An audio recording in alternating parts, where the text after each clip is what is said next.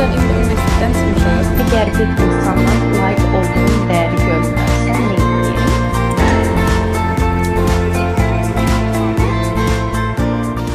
Herkese selam uşaqlar, kanalıma hoş geldiniz. Bugün yeni bir günler.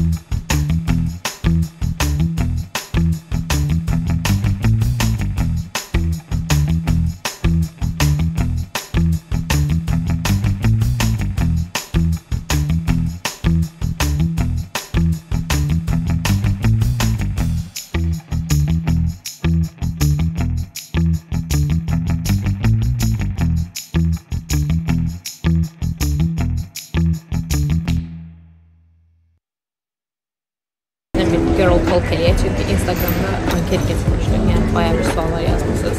İstədim ki, fərqli sualları daha çox cavablandırım. Bu şəkildə izləmədə qalan, kanalıma abunə olun və Instagram səhifəmdə də məni izləməyi unutmayın.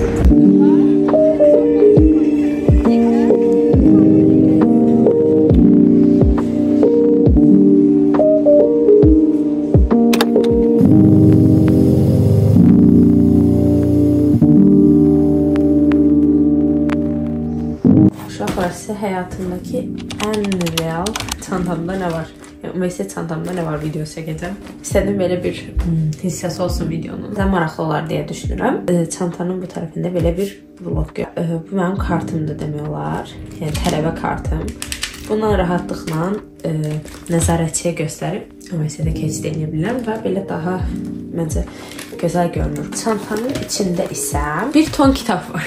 Mariflənmiş insanlar kimi bir ton kitablar qoymuşam. Kalıbıma görə əslində bilmirəm keçən videomda bunlardan çalışmışam yox. Deyəsən çalışmışdım, göstərmişdim sizlərə də. Daha sonra bu günlük arandam hər şeyim. Bunsuz universitetə getmirəm, yəni demək olar ki, ona görə çox vaxt böyük çanta götürürəm, yəni balaca çanta götürə bilmirəm. Mən amma ancaq məsələn gəzməyə falan çıxanda, şəhərə çıxanda götürə bilirəm. Amma dərs ortamına gedəndə gərək mənim günümü planlaşdıran plannerim yanımda olsun. Universitet üçün dəftər, belə dəftər lazımdır.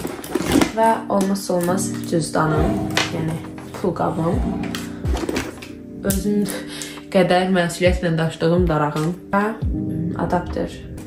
Vlog versənsə bunları daşınmaq. Belə bir tripodum və təbii ki də mikrofonum. Qələmlərim. Daha sonra qələmlərim bu şəkildə.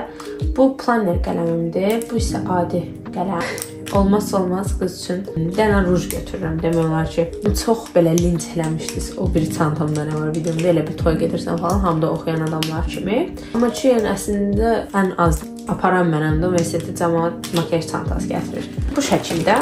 İndi isə keçək sizin Girl Talk suallarınızı cavablandırım. Valla videonun bu hissəsində isə istəyirəm sizə Instagramda və YouTube'da söz vermiş olduğum Girl Talk eləyək. Bunun Azərbaycanca mənası qız-qıza danışmaq, qız-qıza söhbət mənalarında gedir. Ümid eləyirəm ki, suallarınıza cavab tapa bilərsiniz. Seriyanın davamını istəyirsinizsə kommentlərdə də bildirə bilərsiniz. Keçək ilk suala. Ən böyük qorxun nə olub? Bu arada tələbə adı yaraşıb. Təşəkkür edirəm. Ən böyük qorxum əslində yadıma gəlmir. Qeyri-adi hər hansısa bir fobiyam olsun, mən belə hiss edirəm. Əgər fobiya mənasında qorxudan söhbət gedirsə, özgüvənli olmağın məncə əsas şərtlərindən biri ümumiyyətlə qorxularının üzərinə getməyi bacarmaqdır. Keçən dəfə Instagramda canlıda bu haqqda danışmışdım. İstəsəz aşağıda çıxan Instagram səhifəmdən də məni izləyə bilərsiniz. Qorxularınızın sadəcə üzərinə gedin. Sonra belə bir sual var ki, özünü yorğun hiss eləyəndə nə edirsən? Heç nə eləmirəm. Yəni özümü bir şeylərə məcbur eləmirəm ki, mən bunu eləməliyəm. Buna buraxıram. Ya art terapiya eləyirəm, daha doğrusu. Instagramda bu arada çox aktivəm, yəni həyatımın əksər hissəsini orada daha yaxından görə bilərsiniz. Art terapiya ilə məşğul oluram. Necə? Məsələn, Pinterestdən bir şəkil açıram. Sırf belə çətin də olmayan, həzin musiqi ilə, sözsüz də ola bilər, sözlü də çox həzin mahnı ola bilər. Lofi belə mahnılar olur. Onlarla sadəcə bir şeyləri çizməyə, bir şeyləri qaralamağa çalışıram. Sonra yatıram və beynim həqiqətən sakitlik tapsın. Daha sonra bu biraz girl talk idi. Əsasən də girl talk, yəni qızlara aid olan sualları seçməyə çalışıram, amma suallar həqiqətən çox idi. Sonra belə bir sual var ki, əgər bir insandan layiq olduğum dəyəri görmürəmsə, nə edeyim? Mesajlara falan çox gec baxırsan. Əvvəlcə buna cavab verim. Mesajlar falan həqiqətən çox olur. Baxın, siz Instagramdan da mənə yazırsınız, TikTokdan da mənə yazırsınız, YouTubedan da yazırsınız. İstər kommentariyalar olsun, istər DM-lər olsun. Siz çoxsunuz, mən təkəm. Həmişə bu müəllimələrin sözü idi bu arada. Gəlin bir-birimizi anlamağa çalışaq. Məsələn, elə olub ki, sizin yazdığınız mesaja anında da cavab vermişəm. Elə olub ki, düzdür, günlərlə, aylarla yazmısınız, başqa mesajlara cavab verə bilməmişəm. Yəni bunlar hamısı təsadüfə bağlı məsələlərdir. Keçək suala. Deyir ki, əgər bir insanın layiq olduğum dəyəri görmürəmsə, nə edeyim? Hər bir insandan layiq olduğumuz dəyəri görmək məcburiyyətində deyilik. Bunu belə dərk eləməliyik ki, həyatda milyonlarla insan var.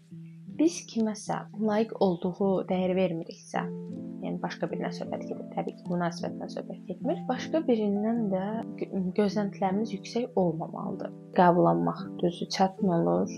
İnsandan insana da bu proses dəyişir, nə qədər uzun, nə qədər qısa. Amma qəbullanıb ignor eləmək. Make-up bəzən istədiyim kimi alınmayanda bir dəfəlik silirəm və etmirəm, olur sizdə də. Mən də əslində linerlə arada problem yaşayıram, amma mən ilk dəfə lineri əlimə necə alıb, necə çəkirəmsə, hələ də o şəkildə çəkirəm. Amma bugün əslində bugün həqiqətən də hazıra gedəndə alınmadı və göz makiyajımı ümumiyyətlə sildim. Səhər necə silmişəmsə bir Allah bilir.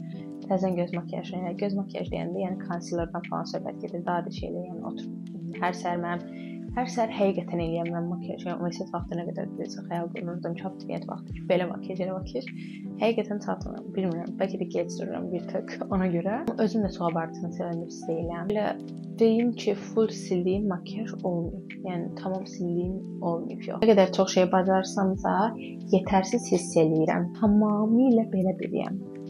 Yəni o qədər yetərsiz hiss eləyirəm bəzən. Bəlkə mən də sən kimi bacarıram deyirəm. Bəlkə də hərdən də deyirəm, yox, mən heç nə bacarmam. Ondan sonra bacarıqlarımın fərqinə varıram. Və yetərsiz həqiqətən çox hiss eləyirəm. Çünki belə necə deyim, yoruluram və yaxud bezmişlik hissi, biraz xaosdur da bu məsələlər.